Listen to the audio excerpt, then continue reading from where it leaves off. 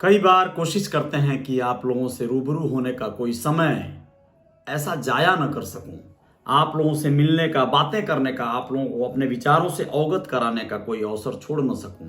लेकिन चाहने के बावजूद भी कई बार गलतियां हो जाती हैं और मैं समय से आने में चूक जाता हूं।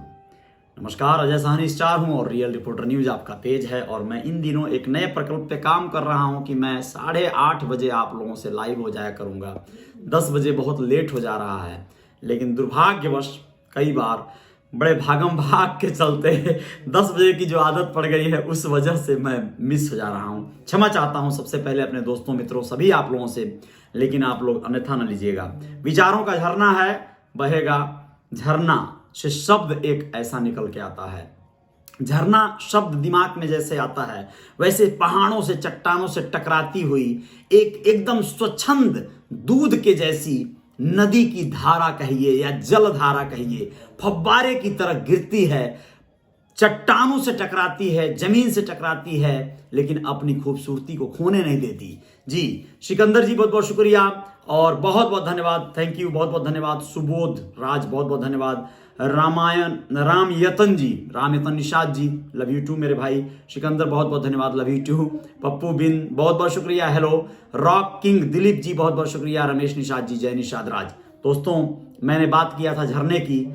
उतनी ऊंचाई से गिरकर भी वो झरना अपनी खूबसूरती को खोने नहीं देता है। उसमें एक अलग तरह की अलौकिक एक उसको छटा होती है, उसको देखने में एक अलग एक संतोष होता है। आंखें निर्मल उस फव्वारे को, उस झरने को देखकर ओत-प्रोत होती हैं। लेकिन इंसान आज के तारीख में गिरने में इतना ज्यादा बिलीव करने लगा है, वो गिरकर अपने सारे स्तर को, सारी औकात को, सारी क्षमताओं को खो दे रहा है। गिरने में इतना भी नहीं गिरना है कि बस आप पूरी तरह से नेस्तनाबूद हो जाएं। आप अपने चरित्र को, अपने कैरेक्टर को इतना भी न गिरा दें, इतना भी न गंवा दें कि आप जब भविष्य में कभी अपने आप से नजरें मिलाएं तो आप खुद से ही शर्मिंदा हो जाएं। जी, मैं बात कर रहा हूं दोस्तों, आज के तारीख में किसी भी, आप लोग देख रहे हैं ना देश में क्या हालात चल रहे हैं। देश में इतने बुरे हालात चल रहे हैं, पहलवानों के साथ हो रहा है दुर्व्यवहार। रमेश निषाद जी, जय निषाद राज, शुक्रिया। इंद्रेश निषाद, बहुत बहुत धन्यवाद, हेलो, मैं बहुत बढ़िया हूं। रमेश, बहुत बहुत धन्यवाद, जय निषाद राज। और राज निषाद जलवंशी, शुक्रिया सभी का। रॉक किंग दिलीप, बहुत बहुत धन्यवाद, बहुत बहुत शुक्रिया सभी को एक साथ, जय निषाद राज। और मैं अपनी बात को पूरी करूंगा। मैं बात करने जा रहा हूं ऐसी महिलाओं के बारे में, ऐसी युवतियों के बारे में जो लोगों के साथ आज क्या हो रहा है देश में। जैसा कि आप लोग विनेश फोगाट, एक ऐसी रेसलर जो कि बहुत कॉमनवेल्थ गेम, इस तरह के गेम में गोल्ड मेडल ला चुकी हैं देश के लिए, और वो हरियाणा की रहने वाली हैं। उनके साथ और अन्य कई खिलाड़ियों के साथ ऐसा दुर्व्यवहार हुआ है, यौन शोषण के आरोप लगे हैं उन कोच पर जो लोगों के संरक्षण में वो खेलती हैं, उन लोगों पर जो लोग उस कुश्ती संघ के अध्यक्षता निभा रहे हैं, सम्मानित लोग हैं, उन लोगों पर इन युवतियों ने, पहलवानों ने आरोप लगाया है। इन आरोपों के बीच में देश का आज एक बड़ी पार्टी कहिए या सत्ताधारी दल कहिए, इन लोगों के बड़े नेताओं के आज भी होठ सिले हुए हैं, इस्तीफा नहीं देने को तैयार हैं अध्यक्ष महोदय या सांसद महोदय, और तमाम चीजें। इन सब के बीच जो सबसे विशेष बात करने जा रहा हूं वो ये करने जा रहा हूं, ये चीज महिलाओं के साथ, युवतियों के साथ हर क्षेत्र में है। मैं कल बोला था, गरीबों की बेटियां, कमजोरों की बेटियां या कम छोटी जातियों की बेटियां, कम पढ़ी लिखी बेटियां, ये जब अपने किसी भी पैशन को लेके, किसी भी शौक को लेकर घर से निकलती हैं तो ये जान लीजिएगा इस देश में ये सदियों से चला आ रहा है और आगे भविष्य में भी चलेगा, विदेशों में भी चल रहा है। इसे आप कोई भी नाम दे दीजिए, हर हाल में उनके साथ, दोस्तों, उनके साथ आप लोगों को बताएं, उनके साथ बहुत सारे दुर्व्यवहार करने वाले लोग, उनको निगल जाने वाले लोग मुंह बाए खड़े हैं।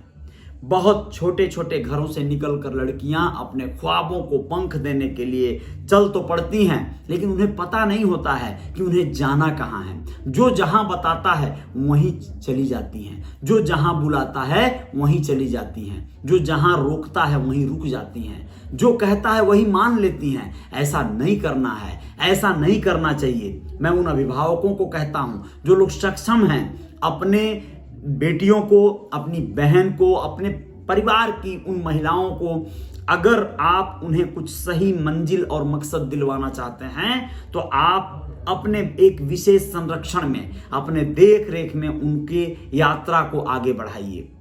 नहीं तो उनके साथ बहुत सारी वारदातें, बहुत सारी घटनाएं घटने के लिए बिल्कुल एकदम तैयार खड़ी हैं दोस्तों, और लोग खड़े हैं। बहुत सी महिलाओं को मैंने देखा है, मेरा जो समय बीता है, चाहे वो किसी भी क्षेत्र में कह लीजिए, भोजपुरी सिनेमा इंडस्ट्री की बात कर लीजिए, या मुंबई में ऐसे तमाम स्ट्रगल करने के लिए लोग सिनेमा जगत में, बॉलीवुड में आती हैं महिलाएं, युवतियां, देश के अलग अलग हिस्सों से आती हैं।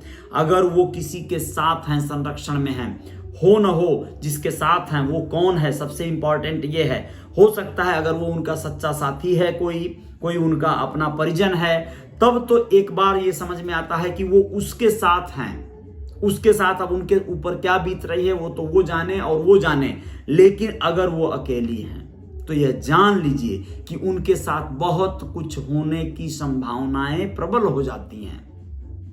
मैं सीधा सीधा सलाह देना चाहता हूं, आप लोगों को उदाहरण भी देना चाहता हूं। इस वीडियो के बाद मैं आऊंगा उस विषय पे जब मैं आप लोगों को फिल्म जगत की एक महान हस्ती के बारे में बताना चाहूंगा दोस्तों, जिनको 70 और 80 के दशक में, 70 से लेके 80 तक के बीच में, यानी 1970 से 80 तक के बीच में सिनेमा जगत की जानी नामी गिरामी हस्ती के रूप में उनको लोग जानते थे। परवीन बॉबी या बॉबी परवीन हीरोइन थी, विख्यात अमिताभ बच्चन साहब और तमाम हीरोज के साथ उस समय के वो काम की थी। लेकिन उनकी मौत जब 50 वर्ष की आयु में हुई तो किस दशा में उनकी बॉडी को लोगों ने उनके फ्लैट में देखा, किस दुर्गति से उनकी मौत हुई।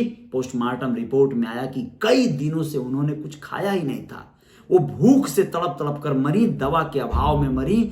सोच कर देखिए क्या हुआ होगा।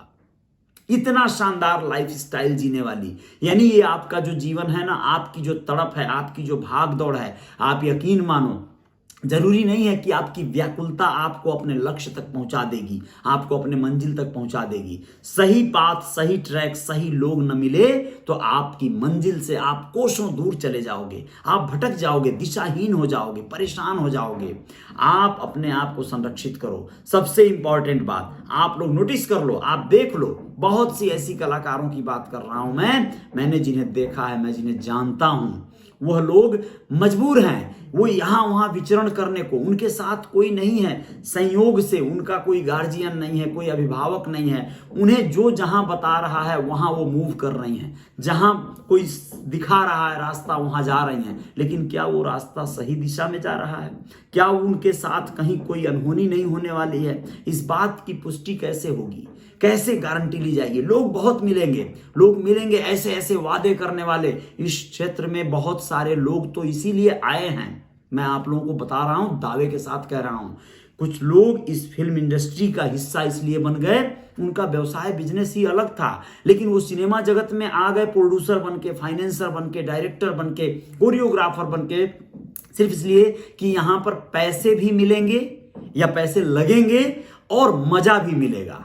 जी हां, यही सत्य है। बहुत सारे लोग इसी चक्कर में आए हैं, सेक्सुअल असॉल्ट के लिए, जी बिल्कुल, हरासमेंट के लिए आए हैं। और वो लोग ताक में रहते हैं कि कोई तो मिले जिसे वो अपने चंगुल में फंसाएं और फिर उसे एक सब्ज बाग दिखाएं, भविष्य का सुनहरा स्वप्न दिखाएं, और फिर उससे जितना हो सके उसको इस्तेमाल करें, उसको यूज करें, और फिर काम निकल गया, मन भर गया, जी भर गया, बात खत्म हो गई। लड़कियों को आगाह करने वाली वीडियो है, आप यकीन मानिए मैं बहुत बार कोशिश कर चुका हूं इन विषयों पर। बहुत दुर्भाग्य है, मैं खुलकर बोलना बहुत जरूरी समझता हूं। जब आप खुलकर इन विषयों पे नहीं बात करते हैं तो बात दबी रह जाएगी, अधूरी रह जाएगी। लड़कियां, मैंने बहुत ऐसी एक लड़की यहां गोरखपुर में कई एक ऐसे कलाकारों को देखा है, अच्छे बैकग्राउंड हो, बुरे बैकग्राउंड हो, छोड़ दीजिए, उनके दिमाग में एक बात है कि उनके अंदर अगर दम है, उनके कला में, उनके हुनर में, तो आज नहीं तो कल ये जमाना, ये समाज उनको सुनेगा, उनको देखेगा, उनको सराहेगा। लेकिन अगर उनमें वो कुवत नहीं है, वो क्षमता नहीं है, तो आप विश्वास करिए बहुत परेशानियां होंगी। आप सब कुछ खो तो देंगे, लेकिन आपको क्या मिला? इसकी कोई गारंटी नहीं होगी। आपने क्या पाया, आपने क्या बनाया, ये जरूरी नहीं है। यहां पर मैंने कई एक ऐसे लोगों को देखा जो लोग अपनी ऊंचाई भी पा लिए, क्षमता भी उनमें थी, लेकिन उस ऊंचाई पे जाकर भी कुछ लोग उनको मिल गए जो उनको दिग्भ्रमित कर दिए और गलत दिशा में मूव कर दिए, और फिर उनकी जिंदगी तहस की नहस हो गई, बेकार हो गई। अपनी मंजिल पे पहुंचकर भी वो लौट आई गलत लोगों के गलत दिशा निर्देशन के चलते। दोस्तों, बहुत सी लड़कियों के साथ खास करके ऐसा हुआ है। वो लोग बिल्कुल सही रास्ता बताने वाले लोग उनको नहीं मिले, या जो मिले सही रास्ता बताए वो उनको पसंद नहीं आया, और गलत जो लोग मिले वो जो रास्ता बताए थोड़ा उनके ऊपर खर्च कर डाले, थोड़ा उनको शॉपिंग करा डाले, कोई और कुछ लॉलीपॉप दिखा दिए, किसी बड़े हीरो स्टार से मिलवा दिए, डायरेक्टर से मिलवा दिए, खुश हो गई। उनको लगा यहीं से करियर बनना है, और फिर वो एक बड़े से भयंकर तबाही की ओर अपने आप को मूव कर गई। फिर वो बस एक सेक्स रैकेट, सेक्स स्कैंडल का हिस्सा बनकर अपने जीवन को काटने पर बाध्य और विवश हो जाती हैं। ये एकदम अटल सत्य है। इस बात से बहुत से लोग गुजरे होंगे। इस वीडियो को जितना ज्यादा हो सकता है शेयर करें आप, क्योंकि इससे जो नहीं गुजरी हैं या जिनके घर परिवार में ऐसी कलाकार बच्चियां या बच्चे हैं, वो लोग इस चीज को समझें कि अगर आप स्वयं उन्हें लेकर, आप उन्हें अपनी जिम्मेदारी समझकर अगर उन्हें मंच, उन्हें स्टूडियो, उन्हें और क्लासेस और तमाम चीजों पर लेकर जाते हैं, कुछ संभावनाएं हैं कि आबरू बची रहेगी। वरना कहीं ना कहीं हर हाल में अगर उनके अंदर, उन बच्चियों में, उन बच्चों में अगर बहुत जागरूकता नहीं है, वो बहुत ज्यादा सख्त नहीं है इस मामले के प्रति, तो उनको लचर जाना उनका स्वाभाविक हो जाएगा। उन्हें ऐसे ऐसे ख्वाब दिखेंगे कि उन्हें लगेगा कि हाँ बिल्कुल मुझे यहाँ पे झुक जाना चाहिए, यहाँ पे गिर जाना चाहिए। आप लोगों को एक छोटा सा एग्जाम्पल दे रहा हूं। एक लड़का मुझे गोंडा से, उसका नाम लेना जरूरी नहीं है यहाँ पे, गोंडा जिले से कांटेक्ट किया। उसने कहा कि मैं गाने लिखता हूँ, गाता हूँ। मैंने कहा कुछ भेज दो, सुन लेता हूँ तुम्हारा गाना, देखते हैं क्या करते हो, कैसा गाते हो। उसने ऐसा गाना भेजा कि मैं खुद ही सुन नहीं पाया, किसी और को क्या सुनाऊं। इतना जैसे लग रहा था जैसे वो मतलब टॉयलेट जा रहा है और छुप के गाना गा रहा है, कोई सुनने ना पाए। मैंने कहा क्या गाए हो, समझ में ही नहीं आया। तो बहुत समझाने पे उसने कुछ क्लियर 2 लाइन गा के भेजा। मैंने उसे कहा क्यों गा रहे हो, क्यों परेशान हो, मत करो ट्राई, और मत परेशान हो यार। अगर ट्राई करना है तो दिल से पहले सीखो, महीनों बरसों तक आप शिद्दत से रियाज करो और गाना सुन सुन के गाना सीख लो। मेरे भाई कोई क्लास है, म्यूजिक क्लास हो नजदीक में, ज्वाइन कर लो, अच्छा रहेगा। टाइम वेस्ट करोगे, पैसा वेस्ट करोगे, क्या फायदा होगा। फिर उसने कहा मैं गाना लिखता भी हूं, कुछ गाने लिख के भेजूं आपको, आप बताएंगे। फिर उसने एक लाइन लिख के भेजा मुझे, पूछा कि अगर आप कहें तो इसे मैं आगे बढ़ाऊं, पूरा करूं। मैंने कहा मत मेहनत करो, क्योंकि वो पहली लाइन भी बहुत सटीक नहीं थी। और ये कौन सा गायक और कौन सा गीतकार जो एक लाइन लिखकर किसी को या गा के सुना के भेजता हो और कहता हो कि बोलिए तो इसके आगे मैं पूरा करूं।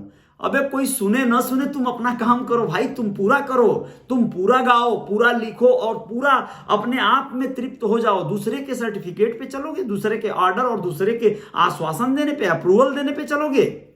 मैंने उससे जब कहा कि मत मेहनत करो इस पे, तो उसने मुझे क्या लिख के भेजा पता है? उसने कहा है कि मैं मेहनत करूंगा और मैं आपसे बेहतर हूं, आपसे ज्यादा अच्छा हूं, मैं पवन सिंह का फैन हूं।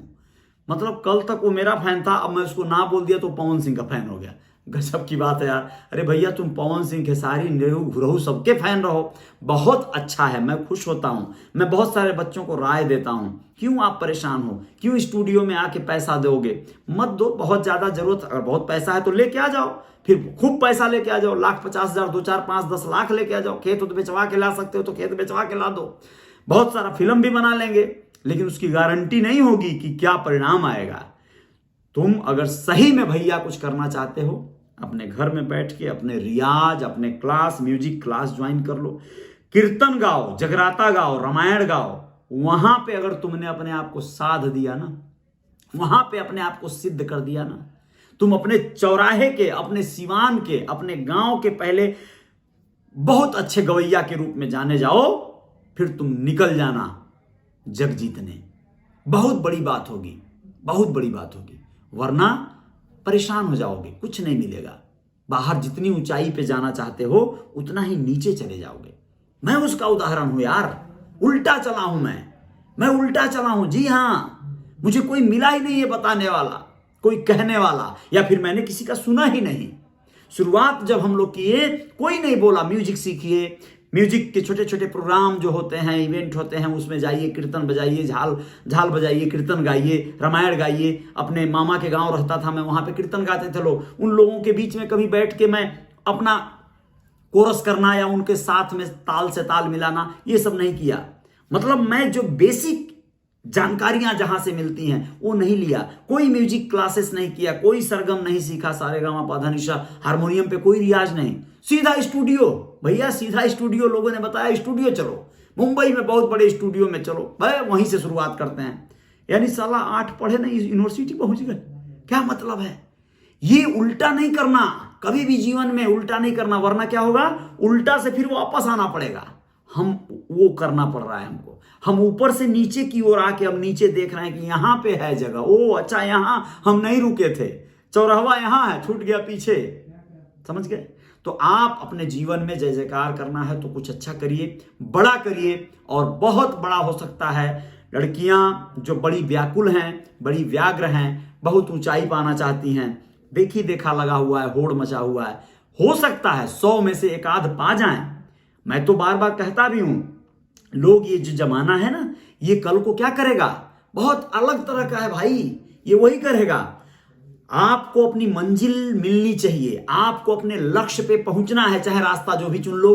यानी आप गलत करके, गंदा करके, कुछ भी करके आप अपने स्थान को पा जाओगे ना, लेकिन यकीन मानो जिस दिन स्थान पा जाओगे ना, उस दिन फिर अपने आप को अकेला पाओगे। नहीं अकेला पाओगे तो जब पलट कर देखोगे ना, आईने में अपने आप को देखोगे ना, तो आपको अपनी ही शक्ल सूरत बहुत बदसूरत नजर आने लगेगी, क्योंकि आप अपनी सीरत को खो दिए हैं। आप अपने अंदर वो दिल आत्मा को मार के आए हैं, यहां नहीं मार के जाना है, जय जयकार करके जाना है। मैं आप लोगों को बता दूं, एकदम क्लियर है, एकदम फैक्ट है, बिल्कुल भी आप अपने मंजिल को पाकर भी आप जवाब नहीं दे पाएंगे। फ्यूचर में, भविष्य में ये अतीत आपके सामने आंखें तरेर कर खड़ा होगा, और आपके पास कोई शब्द नहीं होंगे कि आप क्या करके आए हैं। जय जयकार जारी रहेगी। बहुत बहुत शुक्रिया। विराम देते हैं आज के इस लाइव को। जो भी दोस्त मित्र साथी मुझे देख रहे थे, सुन रहे थे, उन सबका धन्यवाद ज्ञापित करता हूं। और बॉबी परवीन, या परवीन बॉबी जो हीरोइन थी, उनका 22 ओ माय गॉड जनवरी उनकी पुण्यतिथि है दोस्तों। और मैं आप लोगों को बताऊं, उनके जीवन में जिस दौर से वो गुजरी और जो अंत हुआ उनका, उसको बताए बगैर मैं नहीं सो सकता, मुझे नींद ही नहीं आएगी। जब वो बात मैंने पढ़ा तो मतलब रूह कांप उठी। इतनी ऊंचाई जाकर भी आदमी का जीवन यहां समाप्त होता है। बहुत बहुत धन्यवाद, शुक्रिया, धन्यवाद आप सभी दोस्तों का। जो भी दोस्तों का आज कमेंट नहीं पढ़ पाया, बाद में पढ़ूंगा, जवाब भी दूंगा। जय जयकार जारी रहेगी।